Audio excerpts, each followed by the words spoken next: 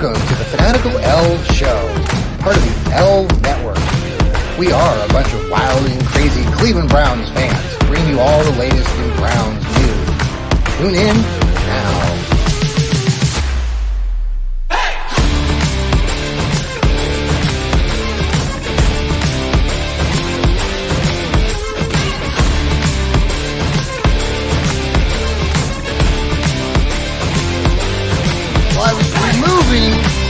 I was removing the, we had the fans, and that network does not want to cooperate right now. Hey, folks, it's the Fanatical Elfz Show. We are live here on a Thursday night, and as you can see, we have almost everybody here in-house. This is amazing. We got Jarrell Flint. We got Sam down there in Texas. We got Noah Olson. We got Steve Gill. All here, and you got yours truly, Johnny Cleveland, Johnny Suchan, whatever you want to call me. I might lose my voice, so these guys are going to take over, but we got so much to talk about. Thank you for all being here. Noah Olson, how are you doing? College of Worcester graduate. I'm doing good, man. I'm all things considered with what's going on with the Brownies right now, I'm content. I'm living life. Busy work week, ready for the weekend. It's kind of all I got right now.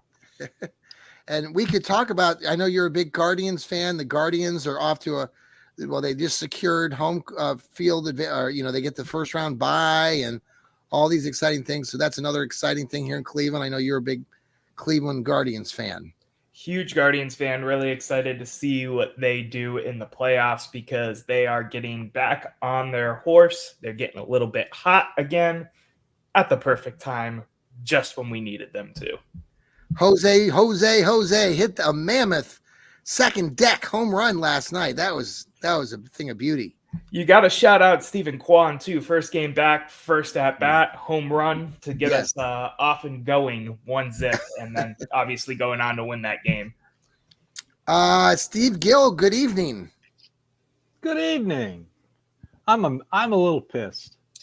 You are. I mean, yeah, you know, I can understand a bunt to break up a no-hitter, but to break up a perfect game, they should have thrown at that guy's head the next time he came up. Was that Reds unwritten rules of baseball. You don't do something. When was that? That was the game before?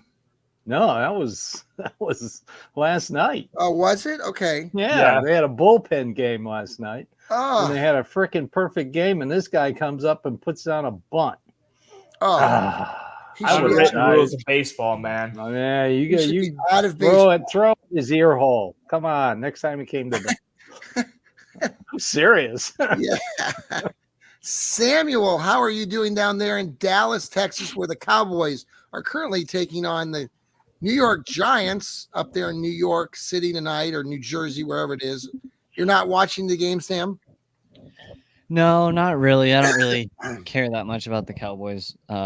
I watch them because they exist and, they're 20 minutes from my house, but I don't really care that much. But it was like 68 at one point today. Like, you could go outside and it would be considered cold here. So wow, I'm just happy summer's over, but I don't know where 2024 went, and I kind of want it back, honestly. Well, nice to have you here tonight. We got a lot to talk about. Jarrell Flint, who's done 2 Dog Pound radio shows this week, analyzing everything. He has a lot to say about Kevin Stefanski. Let me tell you. Yeah. Number one hater over here. Oh yeah. I'll tell you. You gotta look at the stats. The stats are right there. When you're talking about an average rank of 23rd passing since he got to the Browns, that is bottom third. That's below average. That's low tier. And if you get a chance to watch the show that I did when I broke it down by AFC North, he is dead last in just about any advanced metric that you want to use when it comes to passing and when it comes to winning percentage. So is that going to be enough to get it done when you got 2 top tier coaches in Tomlin and Harbaugh that always have top tier defenses? Yeah. If you got a bottom third offense, you beat the Bengals, but so what? Can you beat those other 2? Mm-hmm. Well, Jarrell, we're going to have plenty of time to talk about it. Well, I think we'll focus on that maybe after our first commercial break, because Sure. I know we have all here in the Fanatical Elfz been talking about this behind the scenes, and we all have a variety of takes on it. So we'll get to that momentarily.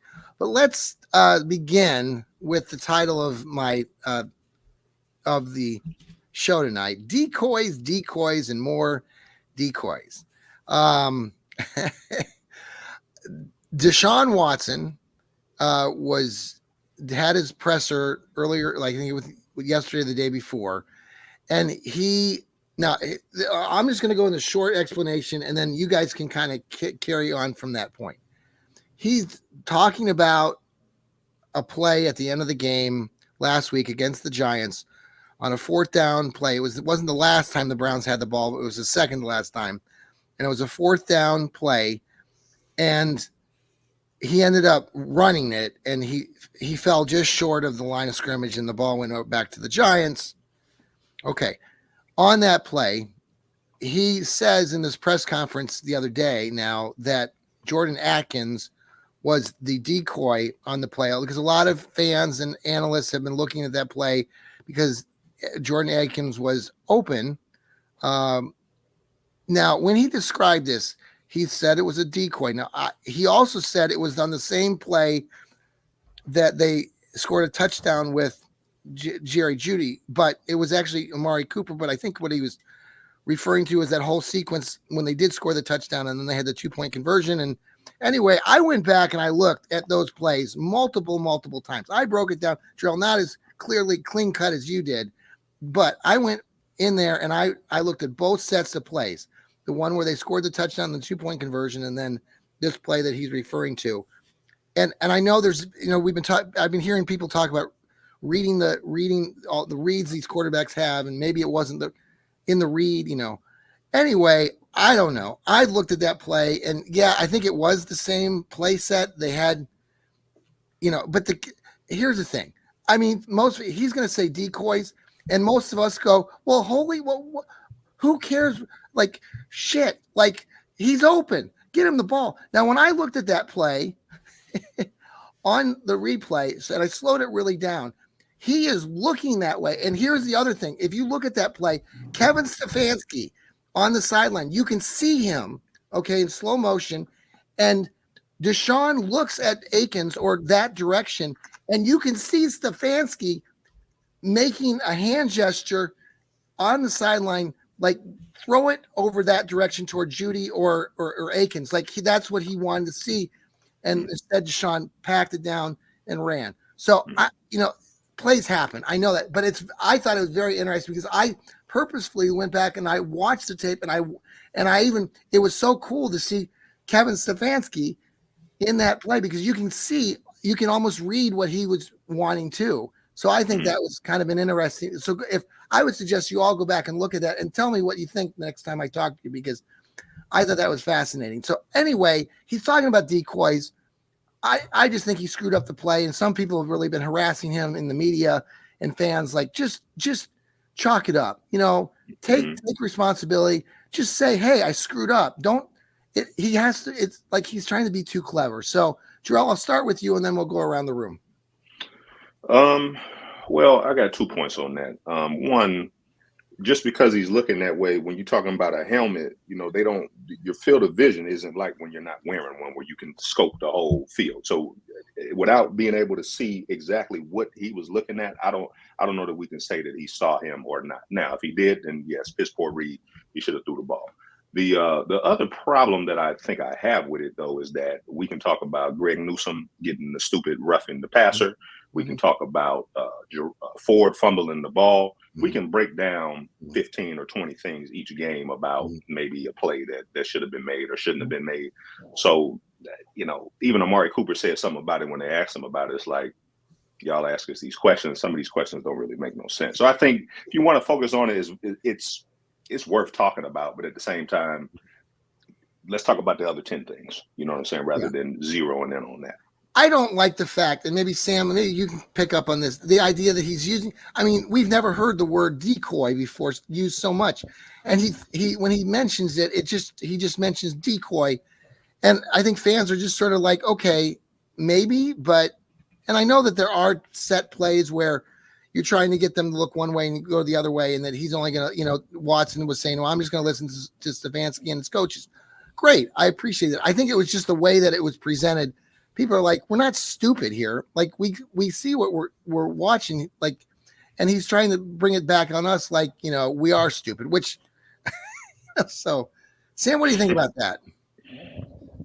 I know decoys exist. I've played enough Madden that I've dealt with enough read option offenses, especially in college, the new college football game. That is annoying when you get a college football team where all they do is run the read option.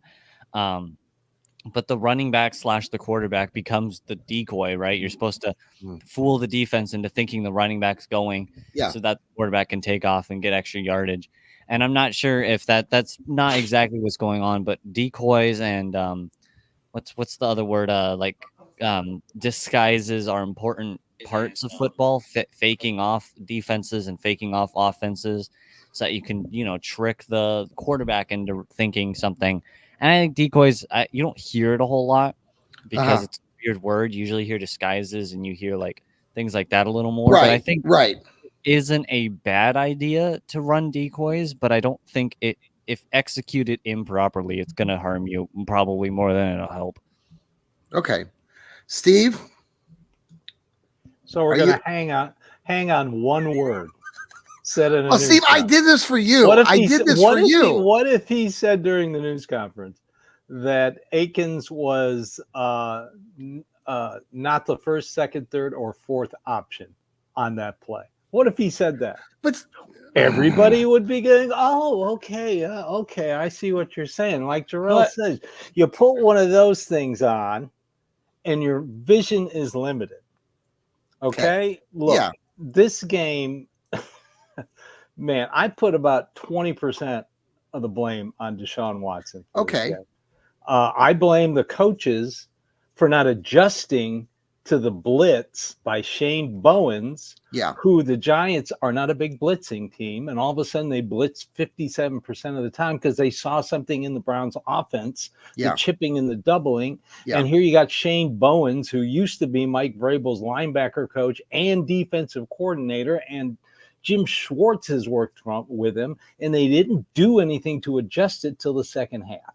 Okay? That's my first problem. My second problem is our wide receivers right now lead the league in dropped passes, 14 so far. That bothers me. Stupid penalties. If Greg Newsome doesn't rump the passer, they get that ball, they go down and score. It's a totally different game. That was the game-changing moment for that game. Okay? If Deshaun Watson wants to call an option, a receiving option that's down his list, a decoy, I really don't care. Well, I knew as soon as I heard that news conference, oh my God, the Cleveland media is just because he's stuck on decoy. They are all Googling the word decoy right now so they can put it in their articles and they can say what a decoy is. And I think it's a nice bottle of wine if you really want to know. But come on. Look, this is the weirdest offensive start to an NFL season I have ever seen. You know who leads the AFC in passing right now? What team? The Las Vegas Raiders. Okay. Are number one in passing in the AFC. You know what else they are? They are worst team rushing the ball. They average 2.8 yards a carry. This is a weird. So what you're telling me, all Steve, of a sudden the second coming of Josh Allen or Patrick Mahomes? No, so what you're telling me is that Vegas are slow starting this year. Vegas is going to run all over us on Sunday. That's what you're telling me. Akins. No, I said Vegas is going to run all over us now since you said that they're the worst running team. No, I don't think they're going to run. I went back and watched the opposite. I went back and instead of hyperventilating over the Giants game, I actually went back and watched the Panthers-Raider game because that's cool. I could see exactly what you only find the that Red in the Rifle did for throwing for 319 yards against the Raiders. Look, I'm not going to pick one play. I mean, we can pick the 4th and 5 that Tillman dropped, had the ball right in his hands. Perfect, a nice pass, great pass by Deshaun Watson. We can talk about Jerome Ford looking after he got the first down, looking up and not grabbing the ball and it coming out. So right now this team needs to execute. That's all they need to do is execute.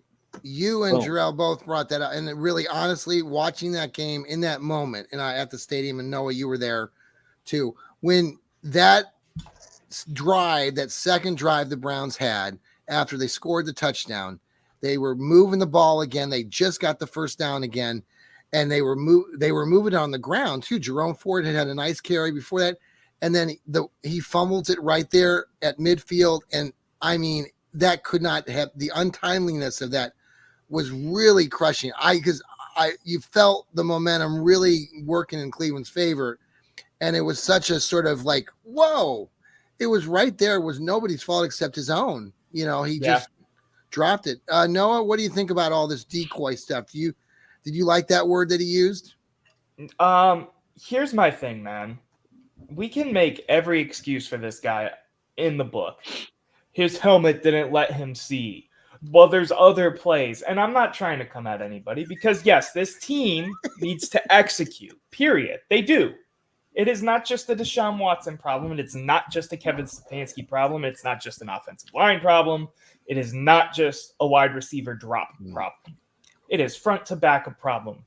That being said, since we are talking about the play, decoy, and that word, I don't give a blank what option he was 1 through 12. We're talking, the water boy on the sideline being number 12. Yeah. If he is wide open and you are looking at him, he is in your vicinity. A tight end that you have a rapport with in Houston, you throw him the ball for the first down. You don't turn the other way and tuck and run. That's what frustrates me. That's an interesting part of that too, is that Jordan Akins and Watson have a history together. And, I'm not one who's played football. You guys, some of you have played football. So I'm just coming at it from like what Noah just said, is that the guy's wide open. And I know you're seeing a lot of things, but a lot of the criticism of Deshaun Watson, especially the last 3 weeks, has been that he's just not seeing and not processing the game quick enough. Yes. Go ahead, Darrell. No, I just have a question, because if he converts that, let's say he makes that read, and he converts that, let's say they still lose the game in the same fashion that they lost the game. Okay. Are we going to find a different play to say he didn't see somebody? Because ultimately they had another chance. You're talking about a 5-yard route, though, Jarrell. It's 4th and 1, and you're staring at him. Right, but and I get what you're saying, and I don't disagree. But Kevin Stefanski on 3rd and 1. Yep. Again, this is where we kind of disagree. Sure. When we're talking about Kevin Stefanski on 3rd and 1, he brings in Jameis Winston. Why is your sledgehammer on the sideline? You got a sledgehammer in Foreman. Why don't you? So now you're not in a 4th and 1, maybe, because that's a stupid ass play call. Excuse my language, but that's a dumb play call to bring in. And you've done that. You did that 3 times in Jacksonville. Okay. I don't know why Kevin Stefanski. So that's the other. I guess let's go into that, because with the run game, you see Foreman 14 carries in the game against Jacksonville. Doesn't see like two carries in this game, Steve. 2. And it just doesn't make any sense. And the guy, it's funny is the guy from New York, or there was a Browns fan sitting next to me or in front of me, a seat over, after Ford fumbled the ball, and he looks up to me, he says, they're not going to put Jerome Ford in. They're going to put Foreman in there. And I said, well, yeah, you'd hope so. And then there you go. You see Ford out there again. I'm like, what the hell? Like, I just, that's where I get so frustrated with Stefanski. And I agree with everybody. Right, with Jarrell, I know you've already said for many reasons or ways that Stefanski wise, why we're concerned about him. It just, It's just crazy to me. Like, you're right. Why not put the sledgehammer in there? Yeah. I was going to ask you one more question. Stefanski, for some reason, we get that the backup quarterback sneak thing works, and we get that you have varying options with that.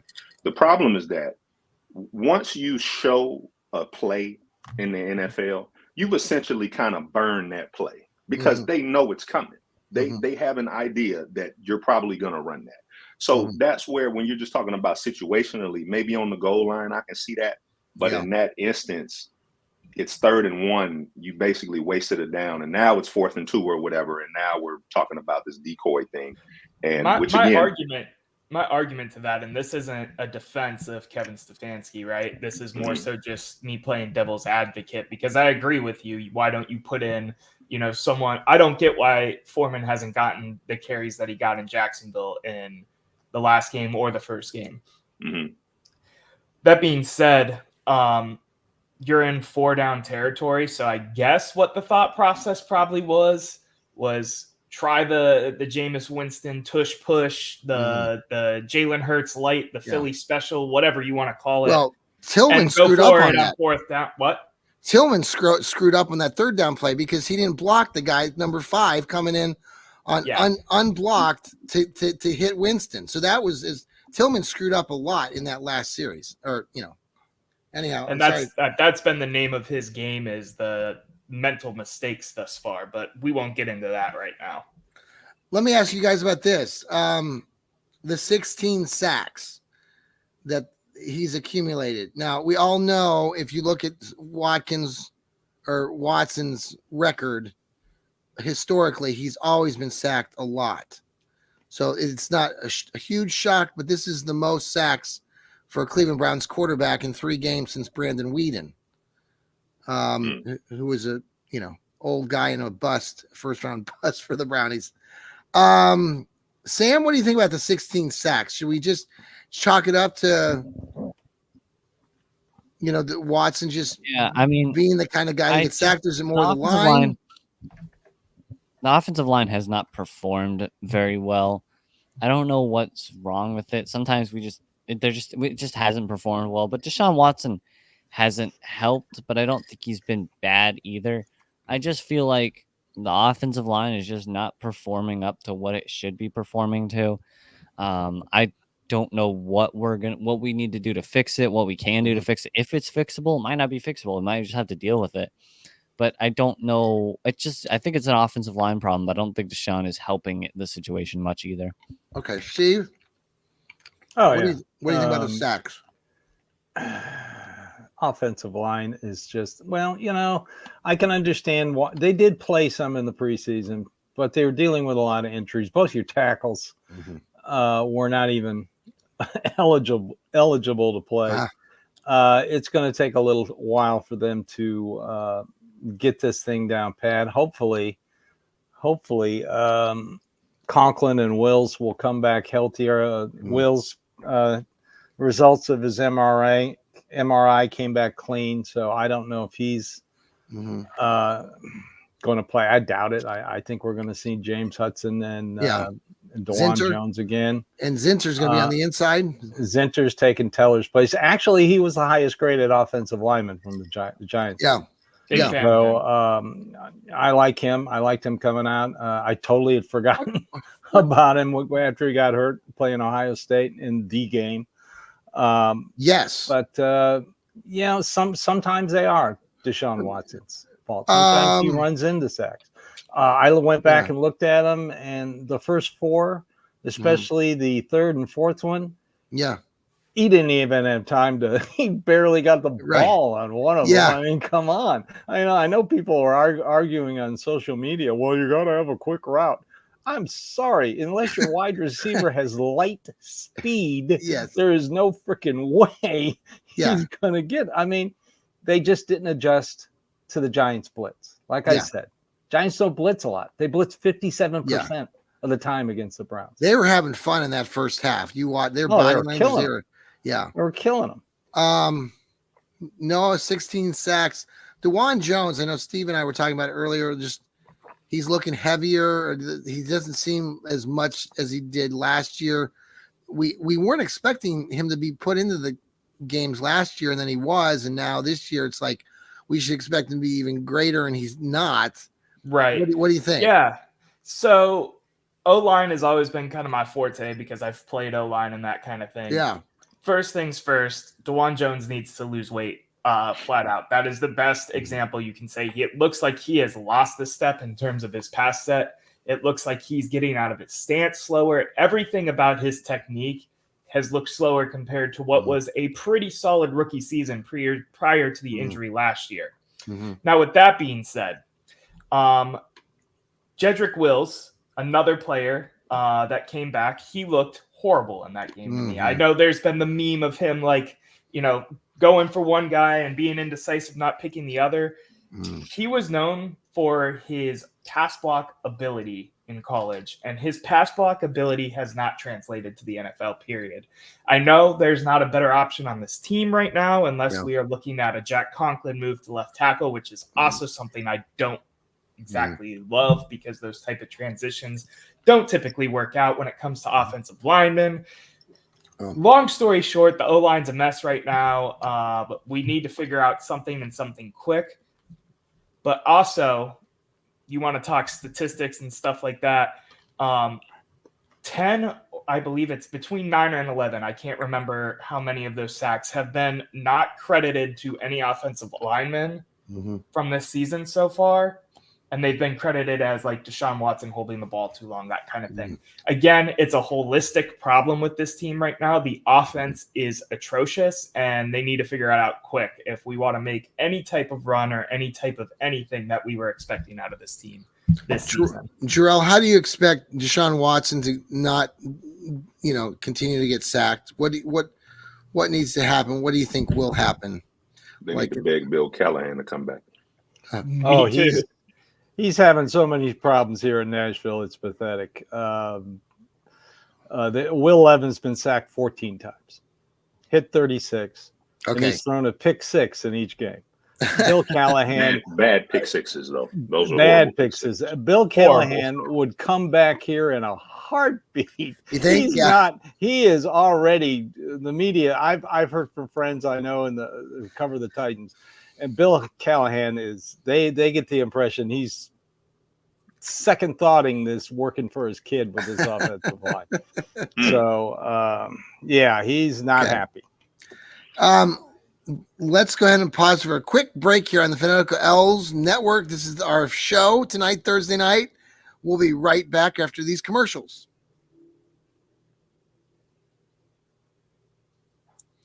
And thank you for coming back to the Fanatical Elfz Show. Thursday night, we are here. We're talking the Cleveland Browns. Decoys. There's been a lot of conversation, and we've already been talking about it in this show. Who to blame or what. There's a lot of blame to go around. So there's no, and I don't think any of us, and I think, Steve, you said maybe 20% of this is on Deshaun. Well, that game the other, was. I mean, but these penalties are just so. I know they cut down on them, but now they're doing the bad timely penalties. So that's what I want to get into. The whole thing here is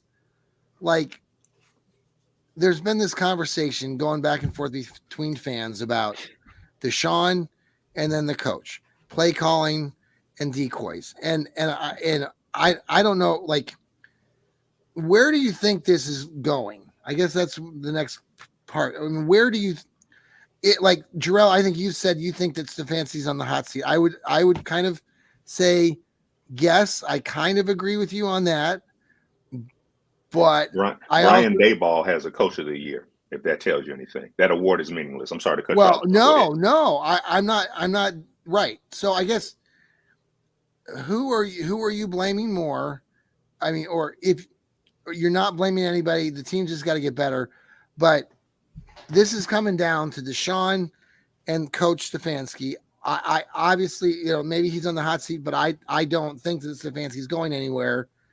I think they're going to figure a way to get Deshaun out of here. But I can't see this going 2 years more with this, what's going on right now. And then I guess this whole thing with Stefanski and the play calling.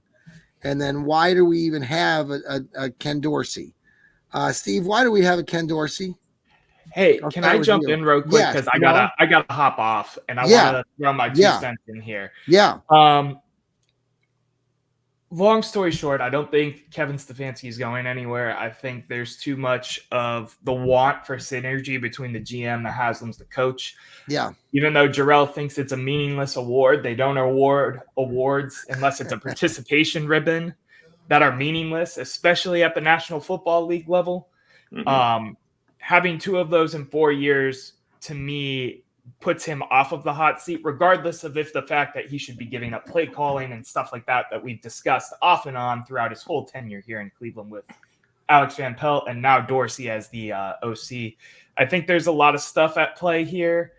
I think if we're picking between Deshaun and Stefanski, I think Deshaun is going to get the Russell Wilson treatment and Stefanski is going to get a 3rd shot with potentially a rookie quarterback. Okay. How soon? Ask me again in like 2 weeks and I'll give you a better answer. I'm not ready to punt on anything that they have planned yet, to be abundantly clear. I'm not ready to punt on anything like that. There's a lot of teams that are really good that are 1-2. The Bengals are 0-3 right now. Yeah. There's still plenty of NFL season yet for us to right the ship and turn this thing around. Okay. So Noah, gentlemen, it's been a pleasure. Noah? Okay. Before you leave, real quick, I want to get your take real quick on this. I don't know if you got a chance to catch the show. I'm gonna put this on the screen. I want you to tell me. Okay, this is coaches' win percentages, 2020 to 2023. John, can you kill that bottom banner real quick for us? Yep. So this is when you score 20 or more points. This is since 20. This doesn't factor in this year. When you score 20 or more points, you see who's number 1. Andy Reid, 55-10, wins 85% of his games.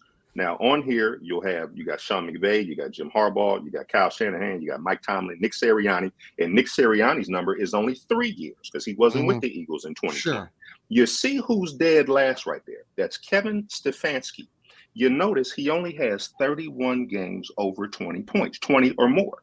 So my question, because what I've been talking about is this mediocre passing offense, this mediocre, scheme that he has. Browns fans act like they've had an explosive passing offense since he got here. And the stats could not be further from the truth. You've had an explosive running offense, but your passing offense has been anemic.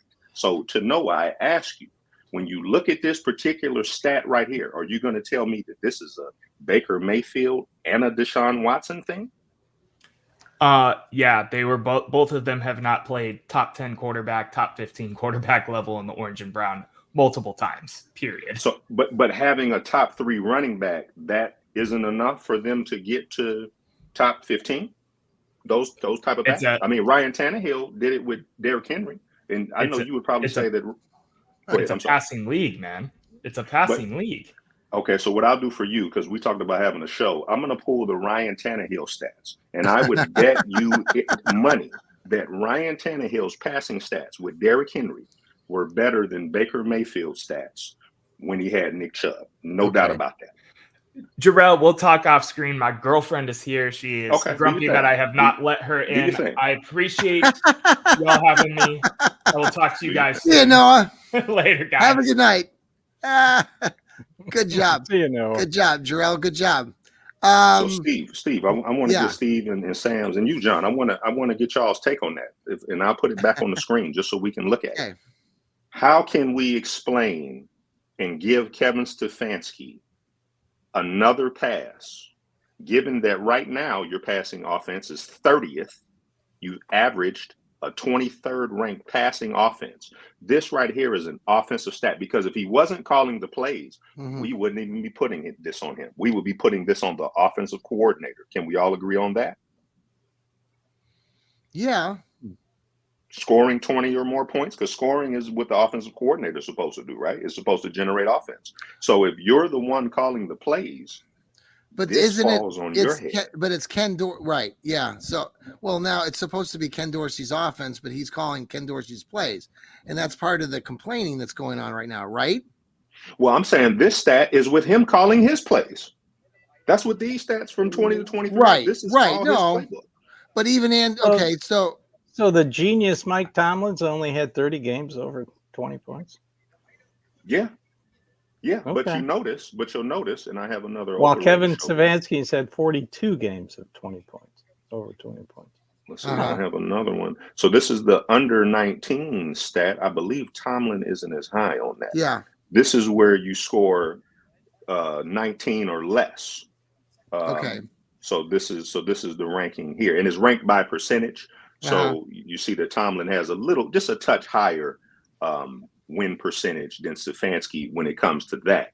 Yeah. But it kind of washes out, because if you go back to his over 20, he has a higher percentage. So you notice that Harbaugh and Tomlin are higher than Stefanski in both of these categories. But that percentage is higher. But I guess in this category, I would, you see that he's kind of in the middle of the pack, which he has a better percentage than Sirianni, who's 1-10. McVay 4-20. I mean, so even though it's 25%, I mean, I look at that like, okay, well, that's a decent number. Right, but John, and I'll take it off after this. This more so reflects on your defense, because you're not scoring more than 19 points. Sure. Right. So if we go back to the over 20, this is a reflection of how many points are you scoring. And as you can see, Andy Reid has been dominant. As you can see, Kyle Shanahan, Mike Tomlin. Sure. So that's why I say you can't ignore that and give Stefanski a pass and say, well, let's give him a rookie quarterback, because this team's window is closing, and he had a number one pick. I think that's what we're all. I think most fans. I think that's what we're all talking about right now. At least when I talk to fans, is that they don't see like with. Thank God they don't run football teams. But I'm serious. You're not getting rid of Deshaun Watson. This front office is because economically it is not plausible. I don't care what the Denver Broncos did with. They are going to suck for the next 5 years. You want to suck for the next 5 years, John? No. Okay, then. I think they're going to figure a way to. You'll be complaining about that. No, I think the Browns are going to figure some way to get into that contract and figure a way to get out of it, because I don't think so. Things are going. I don't think so. I am going to let things develop in a new offense. Yes. Okay. The players need to execute. Yes. And there are so many different factors involved in this 1-2 start. Yeah. Okay, so the let's players talk still about believe that. of him. I've heard that the players still got his back in the locker room. If they didn't, they wouldn't have elected him a captain. So Steve, let's go from here, and then I want to hear from Sam. Games will do the Browns a lot of good. And okay, so let's come back to you, Sam, or Steve. Sam, when you're looking at the next steps, I heard Deshaun talking about getting on the same page. He mentioned that phrase a couple times in his press conference. What are some things that this team needs to do on Sunday, starting with the Raiders game, to get them on the same page and to get this Browns team a win? What do you think? I don't really know. I mean, it's not something you can change. It's everyone's hurt. And I think, and offense, if you look at around the league, offense has not been good this year. Everything's down. I mean, if you look at the 49ers 1-2 with the 49ers, the Chiefs should be 0-3 in theory. They aren't, obviously, but they barely won their last two games. The Vikings are your 3-0 team. I mean, the Saints barely got any points last week, and they had 88 points total for the first 2 weeks. Offense has just been down. The whole NFL is messed up right now. And I think really, I don't know if there's anything we can do at this moment other than just let our players heal and then come back and try and figure ourselves out, because everyone's hurt, and that's a big problem, especially when it's your offensive line, your running back, or your quarterback's main associates to the play is the offensive line protects them, and the running back gives them, because running the ball is the age-old saying of use the run to set up the pass. Right, still works. People just kind of have left the running game behind, and when you don't have a good running back on the team's like, he's going to get 3 yards. If we just let them walk, we can just defend the pass every play, and there's nothing they can do about it. So until Nick Chubb comes back, then we actually have a threat. I think it's just going to be tough for the next few weeks until everyone can come back. I like it. Jarrell, same page. What do we got to do on Sunday? Well, I looked at the stats here, and I think to what Steve's point is, the Raiders are the worst rushing team. Is that right? And I think 51 yards a game. Yeah, they're not good in rush, and I believe that their defense is kind of middle of the road. I think they're bad in the in rush defense. So I don't have the exact stats, but I'm pretty sure they're like bottom third. So this should be a game where they can try to reestablish the run, work some of the play action in. And, Deshaun Watson tends to do well against passing defenses that aren't really ranked that high. So we'll see. Also, Kevin Stefanski tends to call good games against, the 20th ranked defenses. It's it's when they're good defenses, that's the problem. So I'm not worried about our defense. I think our defense is solid. They're playing against Minshew. Hopefully, Steve said this in the pregame of the Dallas game. You either start with Denzel Ward on Devontae Adams, or you put Newsome and you double him the whole game and put Ward on your number 2 and take him out the game. Yeah. There shouldn't be a situation where Devontae Adams is going nuts. Right. So that's what I'd like to see. Okay. I like that. I hear voices. Or do it. Sam, you got voices? Yeah, I hear something. Is that you, buddy? Yeah, Hold on, you go, Steve. You go, Steve. I'm going to go. Yeah, Steve. Or you do what the Panthers did. Adams only had 4 catches for 40 yards. Trey Tucker is the wide receiver that scares me. He's that small, fast wide receiver that Martin Emerson can't cover. So I'd put Ward on him. And my biggest worry is their tight end, Brock Bowen, the rookie out of Georgia. He leads all tight ends in the NFL right now with 18 receptions, 10 for first downs. Wow. Yeah, he is a load. But the way you beat the Raiders, their middle of the offensive line is good. Their tackles stink. One of them might be a rookie, DJ Glazer. Yeah. And the other tackle, what's this guy's name? Let me look at it. Colton Miller. He's already allowed 5 sacks this year. That's number 1 in the league for tackles, according to Pro Football Focus. The one problem I see is the Raiders blitz 47% of the time. Oh, boy. And they out of the slot. That's something the Browns had problems with the Giants. Yeah. So, but they are 23rd against the pass.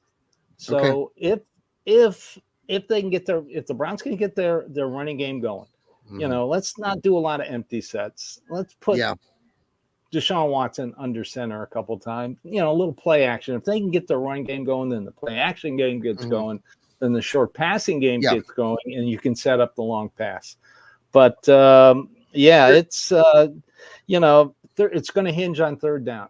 The Browns are still number 7 in allowing third down efficiency, while the Raiders are 27th on offense in third down conversions. So that's where the offense defense, that's where the game is going to be won or lost. If you can prevent them, get Gardner Minshew. Well, we went. You all saw what he did against when he was the Colts. I was going to say that last year. Get him to make mistakes. Get him on 3rd and long. Yeah. It is. They are on the road. They're on the road for the next 3 weeks. It's something that maybe it'll. And by the way, their injury list is just as long as the Browns. Yeah. I mean, they already lost 2 starters. Max Crosby has a high ankle sprain. One of their linebacker, Divine Diablo, he's going to be out. They have a corner out, guy named Richardson. They both got hurt last week. Yeah, their injury list is. Well, Devontae Adams showed up with a hip or he showed up on the injury list today. This afternoon too. So we'll see what happens now. It should be a good game. I think we're all just want to just see some good football, and fingers are crossed that's going to happen on Sunday. Worst case scenario, we lose this game. but maybe we see some improvements in some areas, and it is tough to win a game on the road. But last week we saw half the teams in the NFL win games on the road. It was a wacky You saw week. Teams that hadn't had a victory yet win games. Right. Last week. Right. It was crazy. It is just no rhyme or reason. Fantasy league football fans are just going nuts because nobody can make out anything. What's going on? Let's well, there's some history here with the Raiders. I go back and I've shared this story with you or some of you, and I've written about it, and some of you have written about it. The 81 playoff game. I know it's before many people were even born, maybe in this room. Sam, Jarrell, I don't know what year were you born, Jarrell? 86, so I wasn't here yet. You weren't here either, so. Red Right 88. I know. Red Right 88. Yeah, and as a kid. By the way, Dave Logan was open on the. Oh, I know, Steve, and that's and as an 11-year-old sitting on my couch in Worcester, Ohio. No, were we in Worcester? Yeah, we were in Worcester. It was my first real experience as a Browns fan. Just that heartache as a young kid, you really realized, oh my God, it was just such a tough moment. The Browns looked like they were just ready to win that game. They were gearing up for it. They were in position to win it, but just made a mistake. And they threw an interception. Brian Sipe throws it, and he was told to throw it into Lake Erie. Thought he could get it in, like you said, Steve. Dave Logan, who was a great player back in the day. He threw it to Ozzie Newsome, and Mike Davis picked it up. Mr. Stickum. Yep. And to Mike Davis's credit, I mean, honest to God, I mean, it was 0 degrees outside. The wind chill was minus whatever. The field was actually like iced. And for him to hold on to that ball as a defender with his sticky hands, the Stickum. They outlawed it the next year. Yeah. And then Well, and the Brown, that year too, the Raiders went and won the Super Bowl. Well, that was the consensus. That's what my dad always said. The consensus was whoever won that game was going to win the Super Bowl. He said that. They talked about that. Because I think they went and played San Diego Chargers next week. Yeah. No, it was the Chargers. The Chargers in the AFC Championship, and then the Eagles, and everybody was already in Cleveland. We're booking their flights to San Diego because that was the old Chargers team back then. But yeah, it was I was trying to find the old song. There was an old song back then. Or no, it was in '86 with the Bernie, Bernie, Bernie song. That came out too. But you guys don't really recollect Sam and Jarrell. You weren't around. Steve, do you have any recollection of that game in '81? Were you watching it or what? Oh yeah, I was watching on TV in my living room. Were you shocked? Dan Cockcroft couldn't kick because the wind's coming off the lake. Yeah. It was seriously cold. Yes. I'm going to have to get going here. Yes. So my final thought, I want to congratulate Josh Gordon and his NFL career. He retired today, and this has a meaning towards this game because the last time the Browns won in the Pacific time zone was 2012. Brandon Weeden was our quarterback. They beat the Raiders 20-17 thanks to 2 touchdown passes by Josh Gordon. Catches. I saw highlights of that earlier today. Josh Gordon. Thanks, Steve, for being here.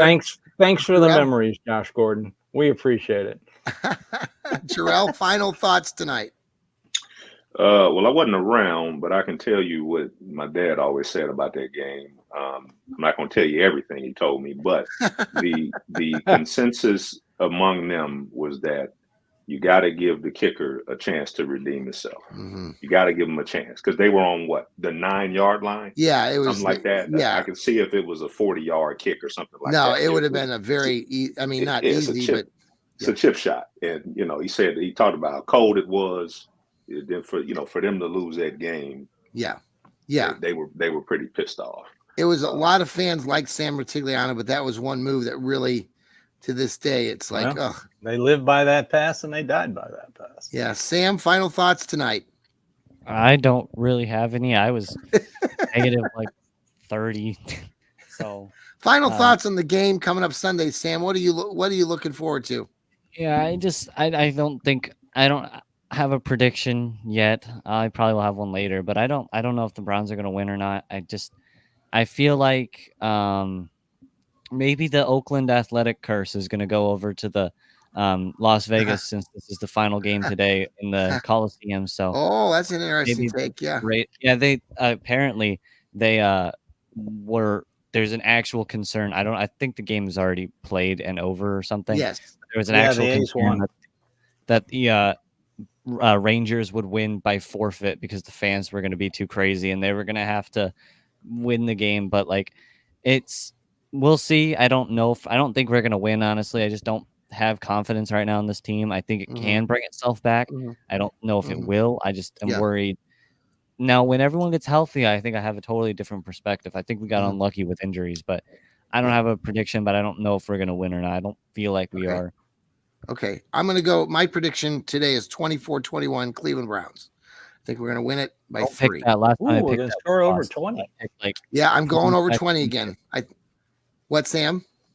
Last time I picked 24-21, we lost. So, okay, I'll go with it this time. Maybe we'll have more luck. Guys, thanks for being here. Appreciate all your time here on the Fanatical Elfz Network. Go Browns. These guys will be coming on for more shows. Catch all their analysis as we gear up. We'll have a pregame show and a postgame show. So catch us on Sunday. Take care, everybody. Go Browns. Go Browns. Here we go, Brownies. Here we go. Yeah.